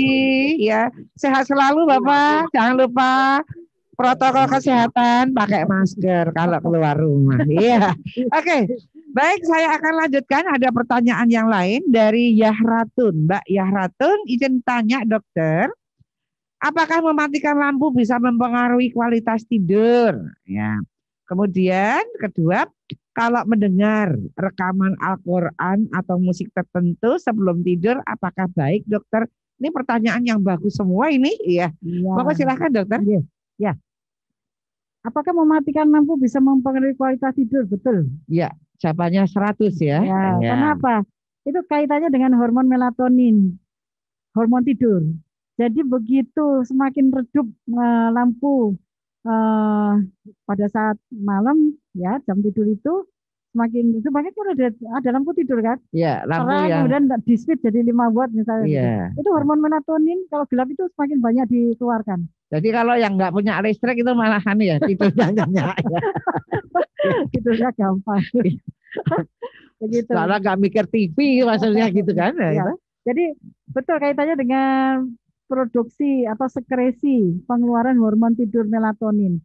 Semakin gelap itu semakin banyak dikeluarkan hormon melatonin akan mendapatkan tidur dalam nyenyak berkualitas. Ya, oke. Selanjutnya dokter. Kemudian kalau mendengarkan rekaman Al-Quran, iya dipilih itu menjadi stimulasi dipilih yang sesuai dengan gelombang tidur itu gelombang lambat. Jadi pilih yang rotalnya yang lembut ya, pelan, iramanya dan sebagainya. Seirama dengan gelombang tidur akan memudahkan jatuh tertidur, mempertahankan tidur dengan bagus. Oke, baik ya. Oke. Ya, sangat menarik ya. Semakin banyak yang tanya. Ini masih ada yang tanya. Ya. Dari Ibu Sri Pudi Astuti, Mbak Pudi, ini struktur senam kita. Assalamualaikum Dokter Astuti. Waalaikumsalam. Apa yang bisa dilakukan untuk suami saya yang saat kelelahan pasti tidurnya ngorok? Ya apa-apa Bu, mau ganti suami. Ya. Diperiksakan tidak mau ke dokter. Ya, terima kasih dokter. Ya. Ya. Bisa ngorok bisa karena lelah. Jadi posisi tidurnya aja Mbak Pudi dimiringkan. Miringkan ya. Ya, dimiringkan. Begitu. Jadi jangan melumah Mbak Pudi. Ya. Terus kalau ngorok digugah, Mas miring gitu ya. Atau diganjil bantal. Mbak Pudi gusi dia. Iya. Oke, pertanyaannya selanjutnya dari Mbak Tri Apriani. Maaf bertanya dokter di luar topik. Selain gangguan tidur bisa digunakan untuk terapi post-stroke. Gimana sih? Selain untuk gangguan tidur bisa digunakan untuk terapi post-stroke. Oh, TMS kali ya? Oh, TMS kali ya? Bisa ya. Kita melayani pasien stroke dan Sarjito itu pasien-pasien pasca stroke kita berikan, kita tawari ada program neurorestorasi, nginep lagi 5 hari, berbiaya sekitar 8 juta, itu fasilitasnya mendapat fisioterapi dan TMS 5 kali. Itu layanan unggulan Rumah Sakit Sarjito. Jadi pada pasien-pasien stroke yang dirawat di Sarjito, itu biasa kita tawari ada program neurorestorasi. Itu nginap lagi, jadi setelah dirawat misalnya di unit stroke, pasca akut 5-7 hari selesai, kemudian masuk ikut mengikuti program neurorestorasi itu menginap lagi 5 hari untuk kita lakukan neurorestorasi, diantaranya fasilitasnya dengan terapi TMS 5 kali, 5 hari ya, tiap hari berturut-turut, dan fasilitas fisioterapi dan lainnya. Stimulasi kognitif gitu, kita juga latih lagi. Jadi RTMS itu bisa untuk pada pasien pasca stroke. Ya, oke. Ada pertanyaan lagi? Atau ada yang mau tanya secara langsung? Silakan.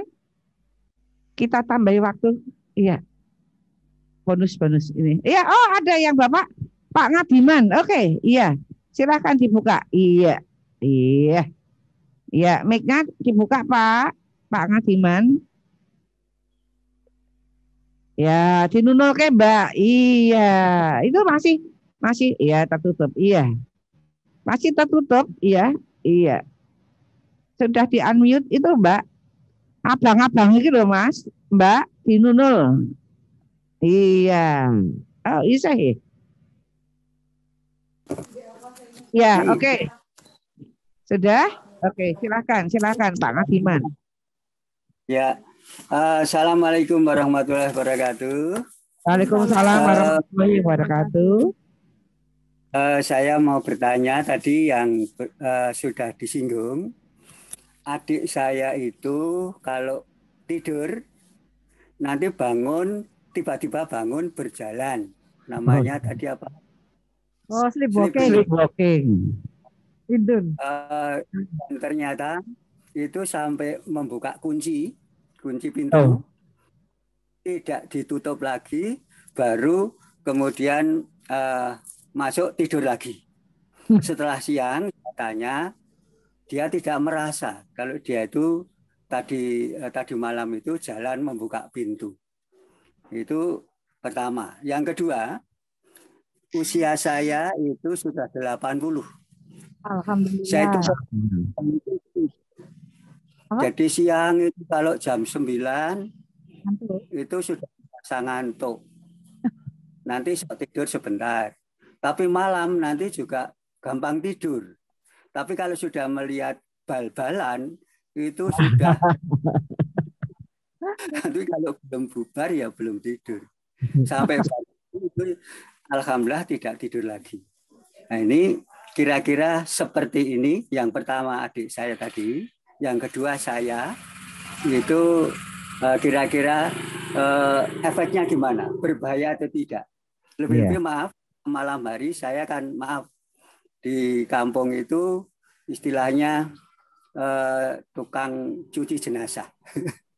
Jadi malam itu jam 11, jam 2 digugah itu enak langsung.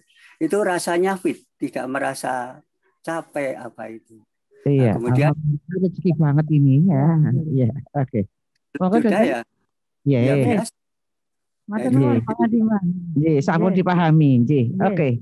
Biar Dokter Asli jawab dulu ya Pak Kadiman nggih. Masih. Ya. Waalaikumsalam. Nggih, mengenai adiknya, si Boking. Kalau itu kejadiannya sering, terus ya sejak kapan itu biasanya genetik, Pak? Oh, genetik. Ada faktor atau kelainan di genetiknya. Itu bisa turunan, bisa kadang-kadang orang bisa masak, bisa mengendarai mobil, bisa tergantung berat ringannya. Kemudian kemudian dilihat Pak, dilihat nanti jam-jam berapa itu jadi sebelum gejala itu muncul dibangunkan, diputus. Begitu. Terima kasih. Atau ada kalau jarang, nah itu biasanya mungkin ada episode apa namanya peristiwa-peristiwa apa yang mengganggu yang bisa terbawa, itu bisa juga.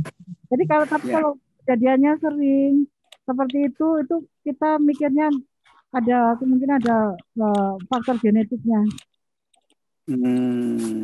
Ya. Nah, itu kebetulan orang tua saya sudah meninggal semua. Tidak tahu ya.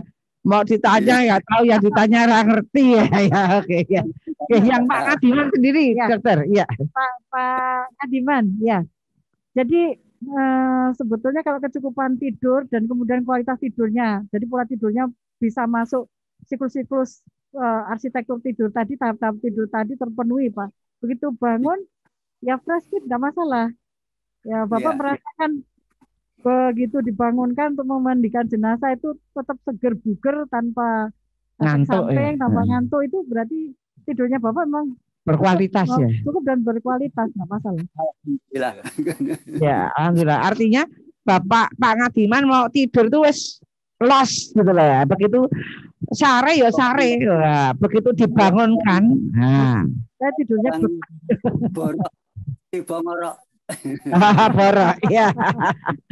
Oke, wah bersyukur sekali itu Pak Kadiman loh, borok tadi tiba ngorok itu wah, luar biasa. Iya, alhamdulillah Pak. Wah, panjenengan punya profesi juga profesi yang luar biasa sehingga Gusti Allah memberikan rezeki dengan borok tadi tiba ngorok. Iya. Oke, sehat selalu Pak Kadiman ya, sehat, semangat. Ya, oke. Ada pertanyaan selanjutnya. Terima kasih. Assalamualaikum. Ya. Dari siapa ini? Oh, dokter, saya namanya Wiwi. Umurnya 62 tahun. Survivor cancer. Ya, selamat kemarin ulang tahun Hari Kanker Sedunia tanggal 4 Februari. Enggak. Kalau tidur saya pakai diffuser essential oil. Mereknya apa, Mbak? Wah, ini iklan nih. Tidur saya jadi nyenyak banget. Itu boleh nggak dipakai setiap hari? Saya juga pakai.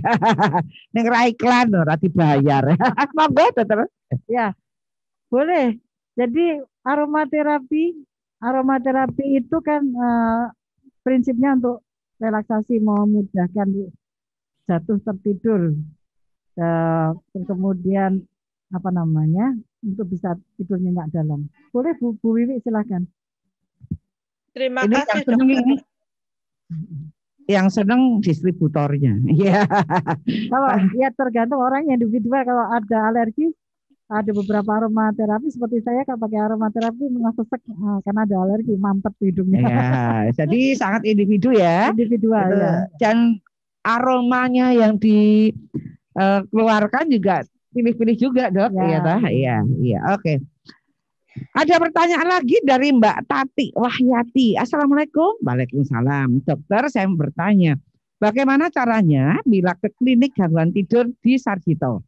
Karena saya peserta BPJS. Kalau ke rumah sakit harus berjenjang kan? Ya PPK 1, PPK 2, sampai dengan PPK 3. Sarjito kan PPK 3. Itu bagaimana cara lolosnya, Dok? Ya. Karena masalah tidur nanti di PPK 1 sama 2, ampun, besar mikir apa-apa, sare mawon blekser. Jadi nggak bakal tembus ke PPK 3. Ini bagaimana strateginya biar dengan BPJS itu bisa nembus di PPK 3 seperti di Sarjito. Bagaimana, Dok? Oh ya, ya.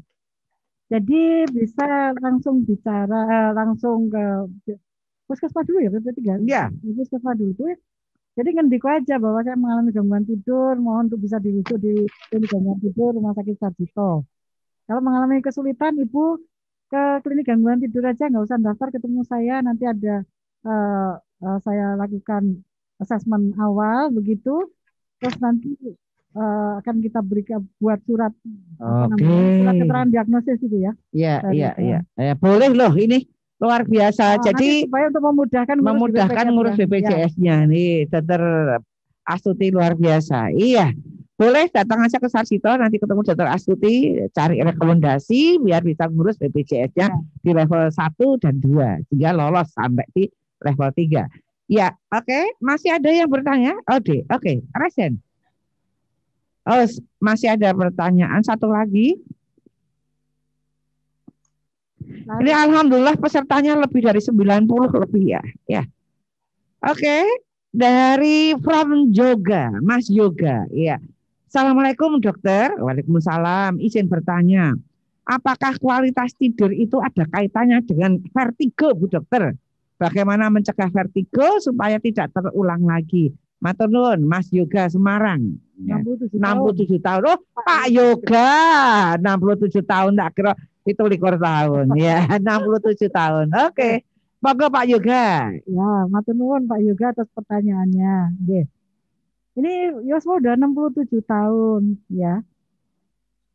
Beliau kagungan vertigo ini, Dok. Ya, vertigo. Nah, vertigo nanti ke polisarafnya Karyadi aja, banyak teman-teman saya di sana. Iya. Jadi vertigo itu nanti gini, Pak Yoga.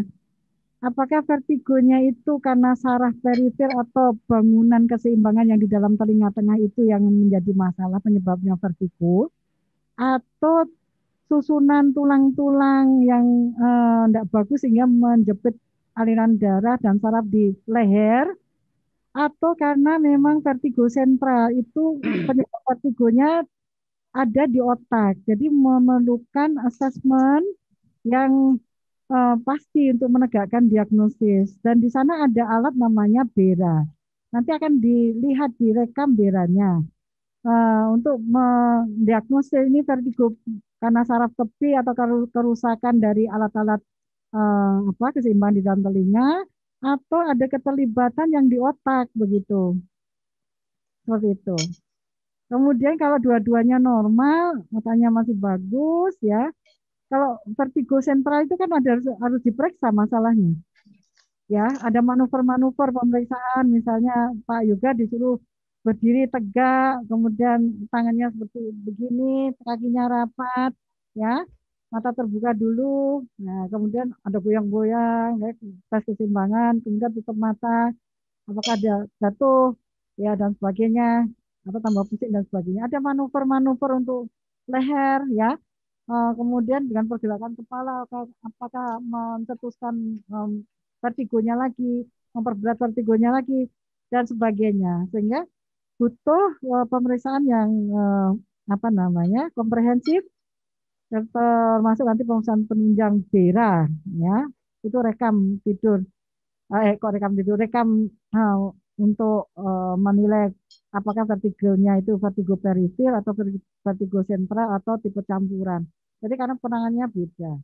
Kemudian misalnya untuk vertigo periferi ya karena gangguan pada alat keseimbangan di dalam telinga tengah, nanti ada YouTube-nya, ada YouTube Dokter Cempaka mengenai manuver untuk mengurangi gejala vertigo. Ya, apa Dokter Sekar itu yang Dokter Cempaka itu yang di YouTube itu? Oh ya, di YouTube vertigo Dokter Cempaka begitu. Ya itu dari Rumah Sakit Sarjito juga, dia membuat video gerakan-gerakan yang bisa meringankan gejala vertigo. Itu bisa diikuti Pak Yuga. Demikian. Jadi pasti juga mengganggu atau menyebabkan kualitas tidurnya juga tidak bagus. Begitu. Jadi segera Pak Yoga ke Jogja boleh, kemudian ke Semarang, ke Karyadi boleh, silahkan. Oke, iya. Karena waktu ini luar biasa dokter, biasanya 10:30 kita sudah close ini, sudah hampir jam 11 ya. Baik. Berarti jualan saya laris manis. Iya, laris ini dan pesertanya banyak sekali ini ya. Iya. Masih ada satu lagi. Satu lagi. Ya. Oh, ya, monggo wes mumpung gratis ayo, monggo ya. Monggo dari mana sebutkan nama? Nggih, pun. Wah, habis.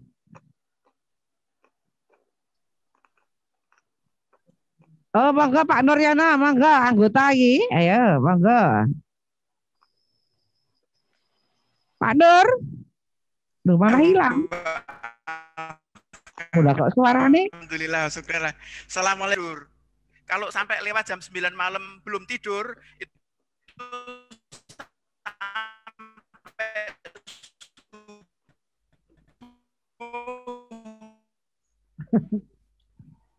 Sinyalnya kurang bagus ya, Pak Nur. Sinyalnya nggak kedengeran. Nggak kedengar suara penjenengan nih. Oh, astagfirullahaladzim. Sebentar. Pak Nur, posisi yang tadi agak lumayan bagus, hilang lagi menjamenggo. Ampun mengo-mengo. Pak Nur. Ye. Ya lumayan, ayo, monggo. Jadi jam biologis kami itu jam 9 itu harus tidur, Ibu. Oke. Kalau baik. sampai jam 9 kok nggak ditidurkan, sampai subuh nggak bakalan bisa tidur. Oh gitu. Jadi repot kalau misalnya ada undangan malam lewat dari jam 9, kami pasti sampai subuh nggak akan tidur. Itu satu. Yang kedua, misalnya jam 9 sudah tidur, jam 9 sudah tidur, jam 10 bangun. Pertanyaannya Pak, pedat lagi Pak. Ya, tidur lagi sampai subuh. Oke, baik. Ya, ini akhirnya ritmenya sudah terbentuk. Ritmenya sudah terbentuk, jam 9 kudu wayane tidur. Ya, gampang sebelum jam 9 pamit kondur. Artinya solusinya gampang Pak, sebelum jam 9 Bapak harus papan. Pamit kondur. Repotnya kalau diundang di kampung itu Bu, di kampung Pak, segala macam itu. Ngendika saja Pak, mohon maaf jam tidur saya. Lucu-lucu ya. Ya, apa perlu latihan Mas, pengen ketemu dengan Ibu, tapi susah Bu di puskesmas itu. Oh, ya, ke Sarjito dulu. Ke Sarjito dulu aja, nanti akan dibuatkan rekomendasi. Mungkin ada kesulitan dari dokter puskesmasnya untuk diagnosisnya ke arah apa. Itu penting ke gangguan tidur dulu. nanti Dokter Astuti akan memberikan rekomendasi biar puskesmasnya mau merujuk gitu loh. Ya, diagnosisnya kan jelas begitu. Mungkin dokter puskesmasnya masih bingung gangguan tidur apa masa turu tadi masalah ya. Tapi ternyata tidur itu sangat berperan sekali ya. Iya, untuk kesehatan. Iya, untuk kesehatan ya. Oke, baik. Tidak terasa kalau dituruti suara rampung-rampung ini ya. Terima kasih Ibu. Ya, Pak Nur. Datang ke Sarjito aja Pak Nur, terus nanti biar diperiksa di anamnesa Bu Astuti, nanti Dokter Astuti akan memberikan rekomendasi sehingga nanti Pak Nuryono bisa ke puskesmas untuk minta rujukan ya. Oke, baik. Ternyata gangguan tidur itu adalah sesuatu yang sangat sering terjadi pada lansia dan ternyata gangguan tidur juga sangat berpengaruh bahkan menyebabkan badannya lemah, tidak fokus, risiko jatuh ya. Kemudian akhirnya apa yang terjadi? Kualitas hidup tidak baik ya. Jangan lupa sebelum tidur alihkan ya handphone ya, alihkan TV, matikan ya. Atur suhu yang nyaman, atur pencahayaan ya. Semuanya diatur dulu, disiapkan dulu, ini perlu latihan ya. Ada terapi tidur yang sehat, sebelumnya mungkin di jam sore, relaksasi dulu atau olahraga yang ringan-ringan. Olahraga untuk lansia paling bagus adalah jalan ya. Tetapi tadi senam, yoga juga boleh silahkan. Sehingga nanti waktu tidur juga tidurnya insya Allah akan berkualitas. Dengan tidur yang berkualitas, lansia semakin berdaya guna dan lansia tetap ceria. Oke, kita harus berbahagia. Amin. Selama pandemi, jangan lupa protokol kita ya, protokol kesehatan. Gunakan masker, nutupi hidung, nutupi mulut dan dagu kita. Cuci tangan dengan menggunakan sabun dan air mengalir. Kalau terpaksa boleh menggunakan hand sanitizer, tetapi hand sanitizer bukan satu-satunya cuci tangan yang baik. Pakai sabun, pakai air mengalir. Iya. Kemudian hindari dulu kerumunan ya. Nggak usah jalan-jalan dulu, ya. Rekreasi di pusat perbelanjaan dan sebagainya. Kurangi dulu aktivitas untuk berkerumun, jaga jarak. Sekali lagi kita bersama-sama, ya. Sama-sama untuk menyelesaikan pandemi ini. Dan lansia ada berita bagus, lansia di atas umur 60 tahun sudah mulai divaksinasi. Iya, tunggu jatahnya harus siap untuk divaksinasi. Karena vaksinasi itu salah satu mata rantai memutus pandemi ini selesai. Sepakat ya? Iya. Lansia di atas 60 tahun siap untuk vaksinasi COVID. Oke, sebelumnya ayo kita foto, kameranya dibuka, ya. Sebelum kamera, foto, iya. Sebelum foto tambah saya pesan ya? Sponsor. Tidur cukup ya. Oh iya, tidur cukup sesuai dengan usia, iya. Minimal untuk lansia bisa 5 sampai 6 jam ya. Tapi yang pasti pastikan tidur yang berkualitas, itu ya. Iya, betul. Orang itu ngatangi. Pipis. Oke, kita foto. Tolong Mbak Tanti, ya, Mbak Sri Haryati dibuka kameranya. Iya, tolong dibuka. Iya, Prof Nartini, ya, Pak Nuryono. Ayo kita foto. Wajah tercantiknya mana? Iya. Oke. Iya, kita foto. Yuk, Mas. 3, 2, 1. Iya. Ayo slide berikutnya. Iya, oke. Ya, oke, kita foto lagi yang lain ya. Ini pesertanya banyak sekali. Iya, dibuka dulu Pak Pamuji, buka kameranya. Iya, Mbak Ambar, Mbak Esti dibuka. Pak Safak, iya, Pak Direktur. Iya, mana Pak Direktur? Oh ya, kita foto ya Pak. Iya, Pak Safak, wah di dalam mobil ya.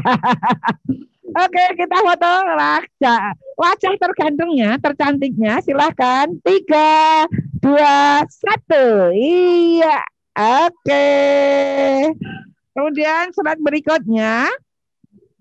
Ya, kita foto lagi. Iya. Oh, lagi masih.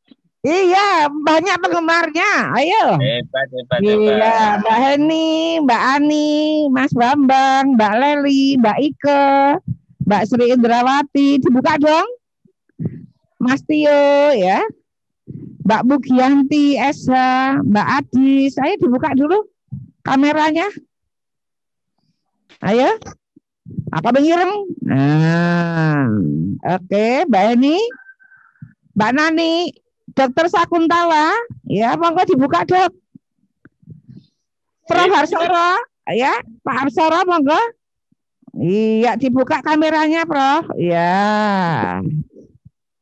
Oke, luar biasa ini guru besar pada ikut semuanya. Iya. Ya, oke. 3, 2, 1. Iya. Oke, habis? Masih? Habis. Oke. Sekali lagi kami dari ruang teleconference webinar di Rumah Sakit Dr. Sarjito mengucapkan terima kasih atas partisipasinya. Kita jumpa lagi kalau dengan lansia ini tiap minggu kedua hari Selasa. Ya, minggu kedua tiap bulannya tiap hari Selasa. Sedangkan Mbak Pia, bincang-bincang asik pilihan Anda itu tema-tema yang seksi, tema-tema yang hit itu sebulan 2 kali tiap hari Jumat. Ya, 2 minggu sekali, sebulan 2 kali itu Mbak Pia. Bincang-bincang asik pilihan Anda dengan tema-tema yang up to date, yang seksi. Iya. Sekali lagi terima kasih, mohon maaf kalau ada salah-salah kata. Dan saya tunggu kehadirannya di acara-acara berikutnya yang pasti kita bersama-sama memintarkan masyarakat dengan ilmu-ilmu yang baru. Oke, sekali lagi salam sehat dari Rumah Sakit Sarjito untuk kita semua. Jaga diri, jaga keluarga, dan jaga lingkungan untuk bersama-sama bersatu padu cegah penyebaran COVID-19. Kita selesaikan pandemi ini dengan cara bergotong royong. Akhir kalam, wassalamualaikum warahmatullahi wabarakatuh. Salam sehat untuk kita semua. Terima kasih.